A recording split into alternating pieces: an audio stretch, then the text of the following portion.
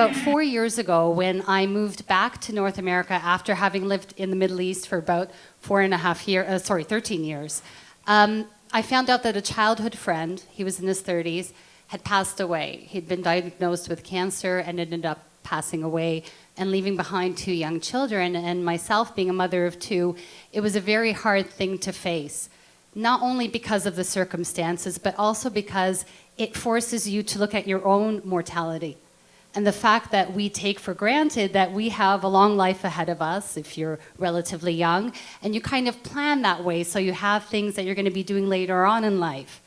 But what that moment did for me is it made me realize that anything I had to do, I was going to stop putting it off, and I was going to do it right now. There's no time like the present.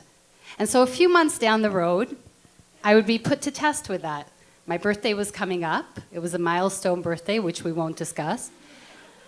And my friends here said, you know, you're back in North America, you're back with your friends, your family, what are you going to do? They were expecting some big party. I did a lot of thinking. And the first thing that came to mind, I wanted to meet the man who had inspired me years ago when I was a teenager and put this passion in me and ignited something and a love for music and performing. And although I didn't necessarily follow that path at the time, it had never left me. I still had it somewhere on the side burner as I was being a mom, a wife, and working my way up the corporate ladder.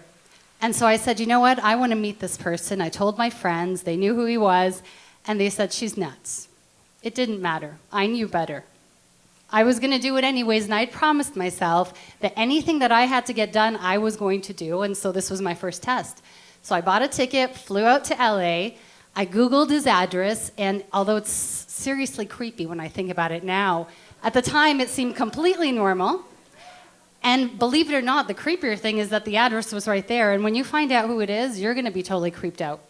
So I drove to his home in Malibu, and I'm driving up this Cannon Road. I'm about 2 minutes away, thinking in my mind, what am I going to say? You know, how am I going to convince security to let him come out so I could just take a picture and show my friends, look, I did it. Well, as I'm driving up, I see this man walking in the secluded road, and he's wearing a pair of shorts, and so I had his back to me, and I could see this tattoo, and I knew that tattoo because I had it on posters all over my bedroom.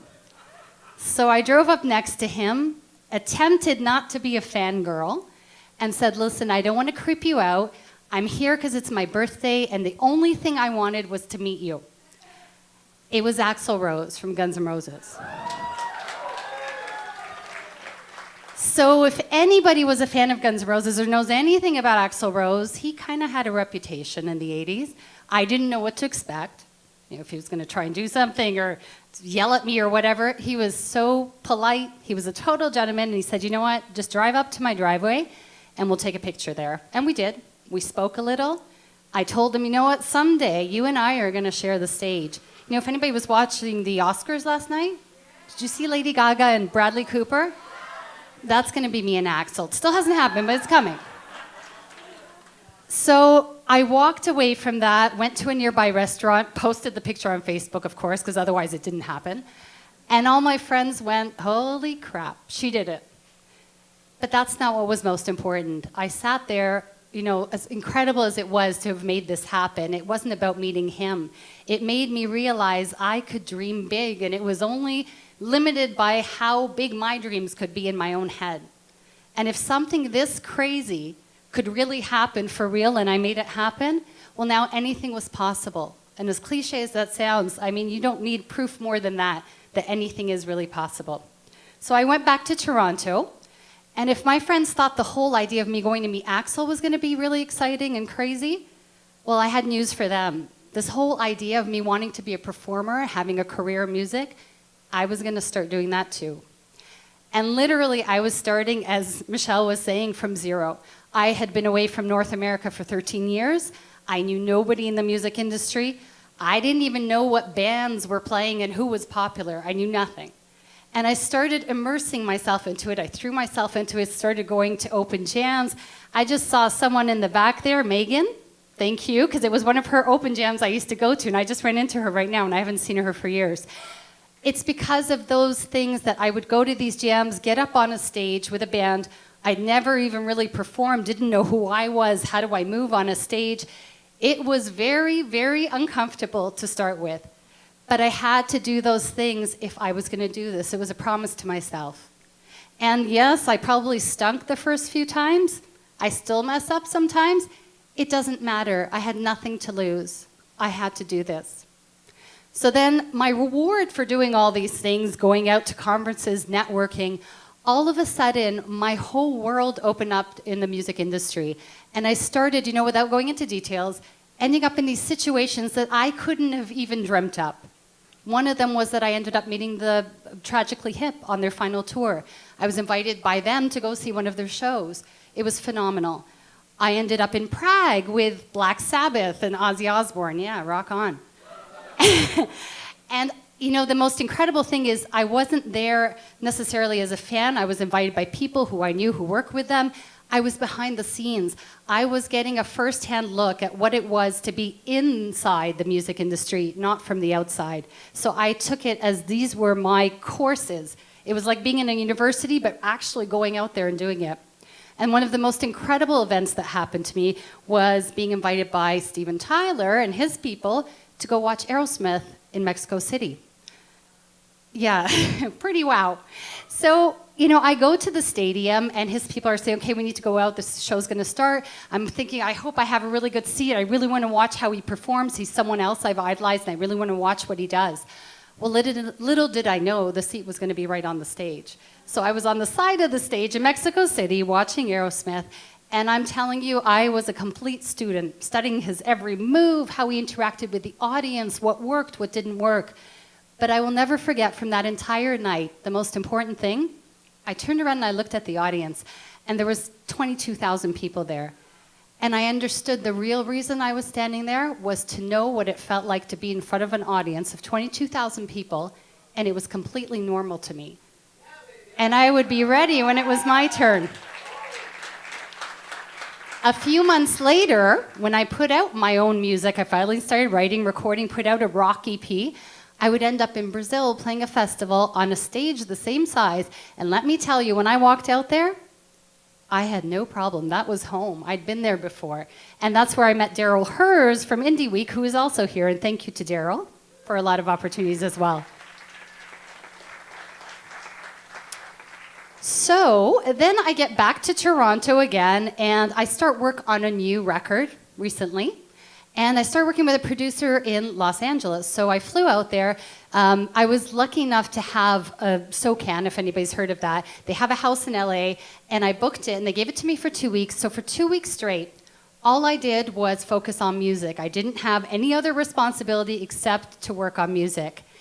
And doing that gave me an opportunity to find my own voice in music. Because up until then, I was, grew up on 80s rock. I wanted to be the rock star. I wanted to be Axl. So I was trying to sound like him, write songs like him. But this time, it was total focus on me. And thanks to the producer I'm working with as well, he really said, sit with yourself, focus on who you truly are and find that sound. And something remarkable happened. I went from being a rocker, I'm talking total rock, to a country singer. And I remember telling people, and they would say, that's a really smart business move. I said, I couldn't have planned this even if I wanted to. I've never even listened to country. I mean, the last time I listened to country was probably when I was 5 and my mom was playing Dolly Parton and Kenny Rogers in the house. But somehow it had affected me, and here I was writing country songs. And, I wasn't sure in the beginning. I'm going, well, how am I going to... I don't want to try and convince people because I'm not a big country fan. I don't drive trucks. I don't drink whiskey. I haven't lived that lifestyle, nor do I want to fool people into that. I have to be me. But these songs really are coming from me. Well, a few months down the road, we've recorded a couple of songs in Los Angeles, and then I fly back out there to do my first video for The Secret Garden. I'm sitting on the plane, and the flight attendant says to me, oh, what are you going to LA for, vacation? I said, no, I'm going to do a video. And, oh, you're a singer. What kind of music do you do? Country music. Well, you know who's sitting right behind you, right? I go, no, who? Billy Ray Cyrus. She goes, would you like me to introduce you? Hell yeah. So she did. And then I got talking with him, incredibly wonderful human being. And by the end of the conversation, I did something right because he said, you know what? I like you. Here's my number. Send me your song. I want to listen to something. I'm thinking, yeah, sure, okay. You know, one thing I've learned, dream big, but keep your expectations normal. You know, you don't expect anything in return, and that's why I'm never really disappointed. But I put it out there. He asked for my song. Here you go. Well, 2 hours later, I am in Target, and I'm shopping. I need groceries for my Airbnb, and I get a text message. It's Billy Ray, of course. And Billy Ray says, and I think I quote him here, this is a killer song, and consider me your new fan.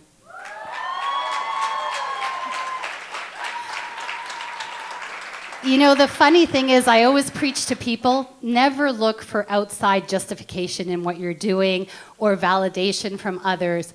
But to have someone of that stature validate for me that, you know, this whole decision to go country or not go country, that was it. That was my sign. You're on the right path. Keep going. The most important thing I've learned from all of this up until now is what this dream of mine that started out alone has created for others around me. And it's no longer about me. It's about the people who are supporting, the people who are here tonight, the people who on social media reach out and tell me that I made them smile today. Passion is contagious, and to feel that my passion is, you know, infiltrating others, that is truly the most remarkable thing. And moments like last night, when my own 15-year-old son turned to me and said, Mom, can you set aside a ticket for me to come to the MoMondays event? You know, you should never tell people how to live life. You instead show them. Thank you.